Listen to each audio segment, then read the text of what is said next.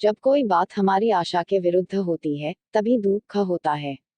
मनसाराम को निर्मला से कभी इस बात की आशा न थी कि वे उसकी शिकायत करेंगी, इसलिए उसे घोर वेदना हो रही थी।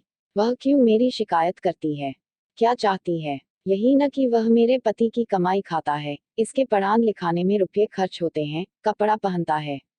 उनकी यही इच्छा होगी कि यह घर में न रहे। मेरे न रहने से उनके रुपये बच जाएंगे। वह मुझसे बहुत प्रसन्नचित रहती हैं। कभी मैंने उनके मुंह से कटु शब्द नहीं सुने। क्या यह सब कौशल है? हो सकता है। चिड़िया को जाल में फंसाने के पहले शिकारी दाने बिखेरता है।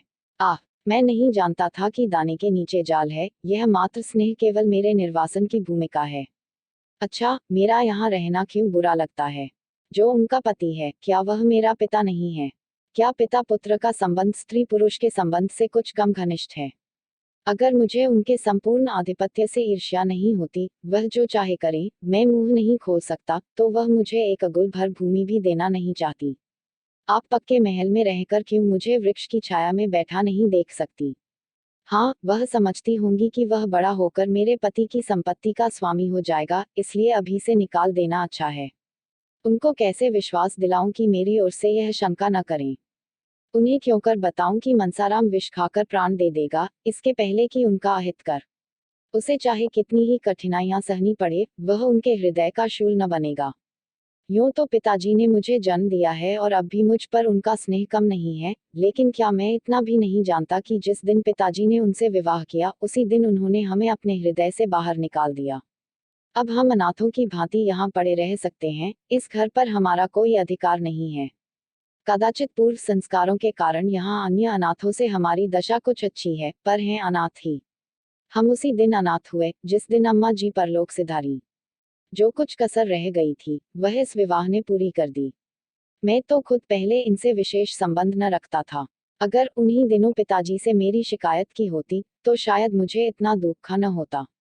मैं तो उसे आघात के लिए तैयार बैठा था। संसार में क्या मैं मजदूरी भी नहीं कर सकता? लेकिन बुरे वक्त में इन्होंने चोट की।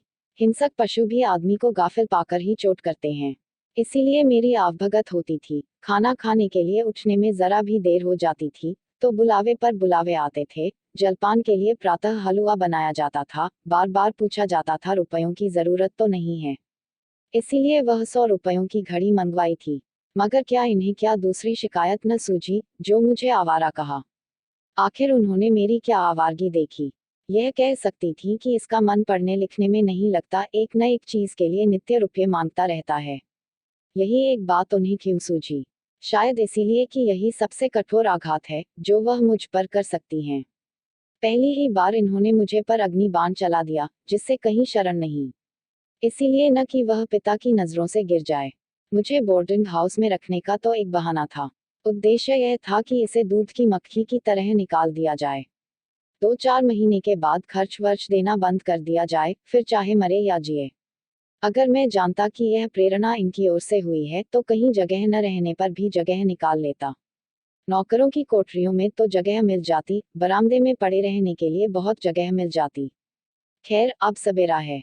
जब स्नेह नहीं रहा, तो केवल पेट भरने के लिए यहाँ पड़े रहना बेहयाई है। यह अब मेरा घर नहीं। इसी घर में पैदा हुआ हूँ, यही खेला हूँ, पर यह अब मेरा नहीं। पिताजी भी मेरे पिता नहीं हैं। मैं उनका पुत्र हूँ, पर वह मेरे पिता नहीं हैं।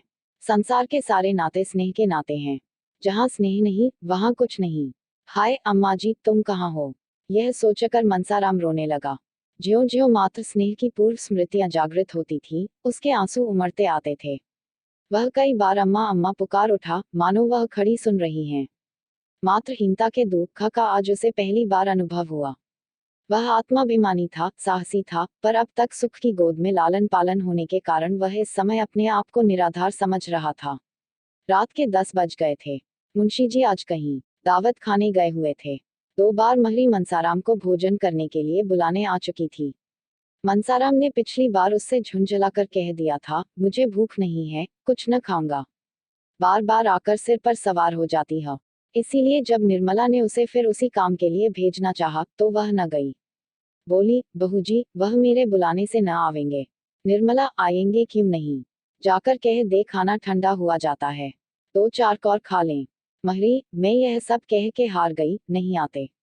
निर्मला, तूने यह कहा था कि वह बैठी हुई हैं।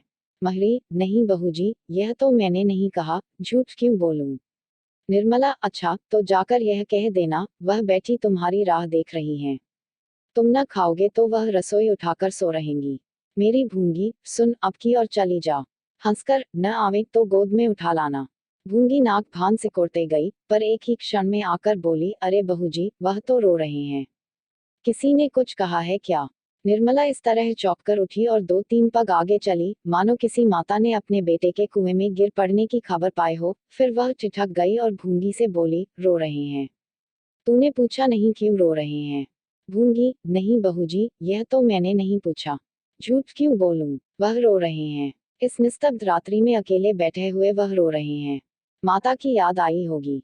कैसे जाकर उन्हें समझाऊं। हाय, कैसे समझाऊं, यहाँ तो चीखते नाक कटती है। ईश्वर, तुम साक्षी हो, अगर मैंने उन्हें भूल से भी कुछ कहा हो तो वह मेरे आगे आए। मैं क्या करूं। वह दिल में समझते होंगे कि इसी ने पिताजी से मेरी शिकायत की होगी। कैसे विश्वास दिलाऊं कि मैंने कभी तुम्हारे विरुद्ध एक शब्द भी मुंह से नहीं निकाला। अगर मैं ऐसे देवकुमार के से चरित्र रखने वाले युवक का बुरा चेतूं तो मुझसे बढ़कर राक्षसी संसार में न होगी। निर्मला देखती थी कि मनसाराम का स्वास्थ्य दिन दिन बिगड़ता जाता है, वह दिन दिन दुर्बल होता जाता है, उसके मुख की निर्मल कांति दिन दिन मलिन होती जाती है, उसका साहस बदन संकुचित होता जाता है। इसका कारण भी उससे छिपा न था, पर वह इस विषय में अपने स्वामी से कुछ न कह सकती थी। यह सब देख देख कर उसका हृदय विदीर्ण होता रहता था, पर उसकी जबान न खुल सकती थी। वह कभी कभी मन में झुंझलाती कि मनसाराम क्यों जरा सी बात पर इतना क्षोभ करता है। क्या इनके आवारा कहने से वह आवारा हो गया। मेरी और बात है, एक जरा सा शक मेरा सर्वनाश कर सकता है, पर उसे ऐसी बातों की इतनी क्या परवाह। उसके जी में प्रबल इच्छा हुई कि चलकर उन्हें चुप कराऊं और लाकर खाना खिला दूं। बेचारे रात भर भूखे पड़े रहेंगे। हाय, मैं इस उपद्रव की जड़ हूँ। मेरे आने के पहले इस घर में शांति का राज्य था। पिता बालकों पर जान देता था, बालक पिता को प्यार करते थे। मेरे आते ही सारी बाधाएं आ खड़ी हुई। इनका अंत क्या होगा, भगवान ही जाने। भगवान मुझे मौत भी नहीं देते। बेचारा अकेले भूखों पड़ा है। उस वक्त भी मुंह जूठा करके उठ गया था। और उसका आहार ही क्या है, जितना वह खाता है उतना तो 1-2 साल के बच्चे खा जाते हैं। निर्मला चली, पति की इच्छा के विरुद्ध चली। जो नाते में उसका पुत्र होता था उसी को मनाने जाते उसका हृदय कांप रहा था। उसने पहले रुक्मणी के कमरे की ओर देखा, वह भोजन करके बेखबर सो रही थी। फिर बाहर कमरे की ओर गई। वहां सन्नाटा था, मुंशी अभी न आए थे। यह सब देख भाल कर वह मनसाराम के कमरे के सामने जा पहुंची। कमरा खुला हुआ था, मनसाराम एक पुस्तक सामने रखे मेज पर सिर झुकाए बैठा हुआ था, मानो शोक और चिंता की सजीव मूर्ति हो। निर्मला ने पुकारना चाहा, पर उसके कंठ से आवाज न निकली। सहसा मनसाराम ने सिर उठाकर द्वार की ओर देखा। निर्मला को देखकर अंधेरे में पहचान न सका। चौंक कर बोला, कौन। निर्मला ने कांपते हुए स्वर में कहा, मैं तो हूँ। भोजन करने क्यों नहीं चल रहे हो। कितनी रात गई। मनसाराम ने मुंह फेर कर कहा, मुझे भूख नहीं है। निर्मला, यह तो मैं 3 बार भूंगी से सुन चुकी हूँ। मनसाराम, तो चौथी बार मेरे मुंह से सुन लीजिए। निर्मला, शाम को भी तो कुछ नहीं खाया था, भूख क्यों नहीं लगी। मनसाराम ने व्यंग्य की हंसी हंसकर कहा, बहुत भूख लगेगी तो आए कहां से। यह कहते कहते मनसाराम ने कमरे का द्वार बंद करना चाहा, लेकिन निर्मला किवाड़ों को हटाकर कमरे में चली आई और मनसाराम का हाथ पकड़ सजल नेत्रों से विनय मधुर स्वर में बोली, मेरे कहने से चलकर थोड़ा सा खा लो। तुम न खाओगे तो मैं भी जाकर सो रहूंगी। 2 ही कौर खा लेना। क्या मुझे रात भर भूखों मारना चाहते हो। मनसाराम सोच में पड़ गया। अभी भोजन नहीं किया, मेरे ही इंतजार में बैठी रही। यह स्नेह, वात्सल्य और विनय की देवी है या ईर्ष्या और अमंगल की मायाविनी मूर्ति। उसे अपनी माता का स्मरण हो आया। जब वह रुक जाता था तो वे भी इसी तरह मनाने आ करती थी और जब तक वह न जाता था वहां से न उठती थी। वह इस विनय को अस्वीकार न कर सका। बोला, मेरे लिए आपको इतना कष्ट हुआ, इसका मुझे खेद है। मैं जानता कि आप मेरे इंतजार में भूखी बैठी हैं, तो तभी खा आया होता। निर्मला ने तिरस्कार भाव से कहा, यह तुम कैसे समझ सकते थे कि तुम भूखे रहोगे और मैं खाकर सो रहूंगी। क्या विमाता का नाता होने से ही मैं ऐसी स्वार्थिनी हो जाऊंगी। सहसा मर्दाने कमरे में मुंशी जी के खांसने की आवाज आई। ऐसा मालूम हुआ कि वह मनसाराम के कमरे की ओर आ रहे हैं। निर्मला के चेहरे का रंग उड़ गया। वह तुरंत कमरे से निकल गई और भीतर जाने का मौका न पाकर कठोर स्वर में बोली, मैं लौड़ी नहीं हूं कि इतनी रात तक किसी के लिए रसोई के द्वार पर बैठी रहूं। जिसे न खाना हो वह पहले ही कह दिया करे। मुंशी जी ने निर्मला को वहां खड़े देखा। यह अनर्थ, यह यहाँ क्या करने आ गई? बोले, यहाँ क्या कर रही हो? निर्मला ने कर्कश स्वर में कहा, कर क्या रही हूँ, अपने भाग्य को रो रही हूँ। बस, सारी बुराइयों की जड़ मैं ही हूँ। कोई इधर उठा है, कोई उधर मुंह फुलाए खड़ा है। किस किस को मनाऊं और कहाँ तक मनाऊं? मुंशी जी कुछ चकित होकर बोले, बात क्या है? निर्मला, भोजन करने नहीं जाते और क्या बात है? 10 दफे महरी को भेजा, आखिर आप दौड़ी आई। इन्हें तो इतना कह देना आसान है, मुझे भूख नहीं है, यहाँ तो घर भर की लौड़ी हूँ, सारी दुनिया मुंह में कालिक पोतने को तैयार। किसी को भूख न हो, पर कहने वालों को यह कहने से कौन रोकेगा कि पिशाचिनी किसी को खाना नहीं देती।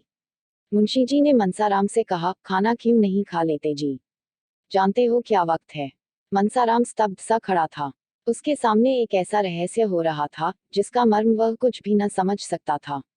जिन नेत्रों में एक क्षण पहले विनय के आंसू भरे हुए थे, उनमें अकस्मात ईर्ष्या की ज्वाला कहां से आ गई? जिन अधरों से एक क्षण पहले सुधा वृष्टि हो रही थी, उनमें से विष प्रवाह क्यों होने लगा? उसी अर्धचेतना की दशा में बोला, मुझे भूख नहीं है। मुंशी जी ने घुड़क कर कहा, क्यों भूख नहीं है? भूख नहीं थी तो शाम को क्यों न कहला दिया? तुम्हारी भूख के इंतजार में कौन सारी रात बैठा रहे? तुममें पहले तो यह आदत न थी, रुकना कब से सीख लिया? जाकर खा लो। मनसाराम, जी नहीं, मुझे जरा भी भूख नहीं है। तोताराम ने दांत पीसकर कहा, अच्छी बात है, जब भूख लगे तब खाना। यह कहते हुए वह अंदर चले गए। निर्मला भी उनके पीछे ही चली गई। मुंशी जी तो लेटने चले गए, उसने जाकर रसोई उठा दी और कुल्लाकर पांखा मुस्कराती हुई आ पहुंची। मुंशी जी ने पूछा, खाना खा लिया ना? निर्मला, क्या करती, किसी के लिए अन्न जल छोड़ दूंगी। मुंशी जी, इसे न जाने क्या हो गया है, कुछ समझ में नहीं आता। दिन दिन घुलता चला जाता है, दिन भर उसी कमरे में पड़ा रहता है। निर्मला कुछ न बोली, वह चिंता के अपार सागर में डुबकियां खा रही थी। मनसाराम ने मेरे भाव परिवर्तन को देखकर दिल में क्या क्या समझा होगा। क्या उसके मन में यह प्रश्न उठा होगा कि पिताजी को देखते ही इसकी त्योरियां क्यों बदल गईं?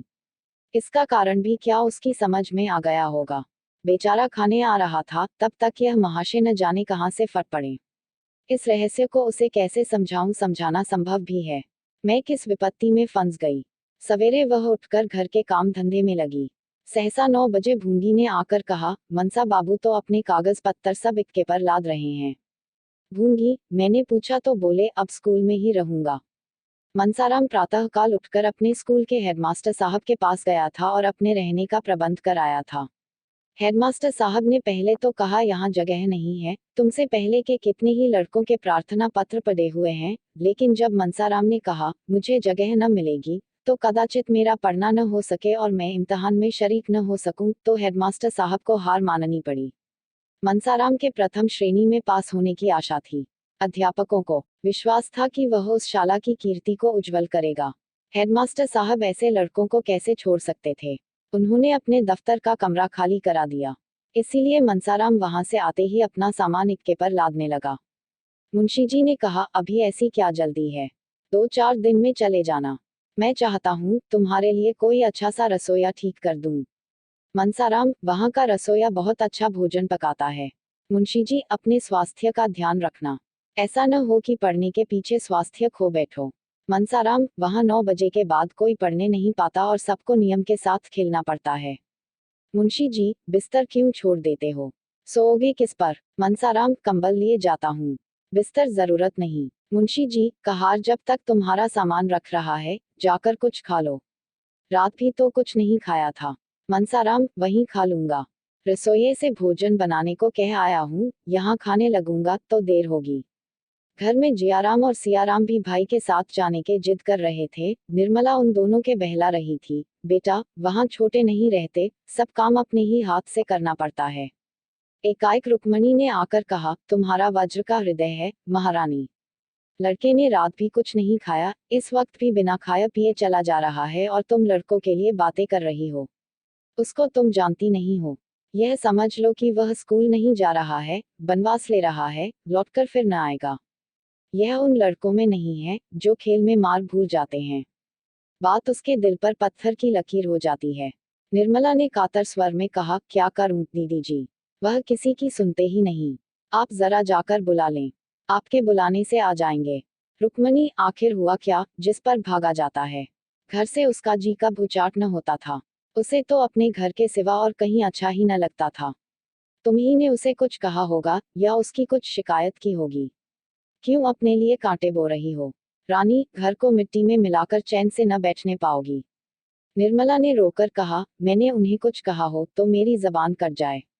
हाँ, सौतेली माँ होने के कारण बदनाम तो हूँ ही। आपके हाथ जोड़ती हूँ, जरा जाकर उन्हें बुला लाइए। रुक्मणी ने तीव्र स्वर में कहा, तुम क्यों नहीं बुला लाती। क्या छोटी हो जाओगी। अपना होता तो क्या इसी तरह बैठी रहती। निर्मला की दशा उस पंखहीन पक्षी की तरह हो रही थी, जो सर्प को अपनी ओर आते देखकर उड़ना चाहता है, पर उड़ नहीं सकता, उछलता है और गिर पड़ता है, पंख फड़फड़ाकर रह जाता है। उसका हृदय अंदर ही अंदर तड़प रहा था, पर बाहर न जा सकती थी।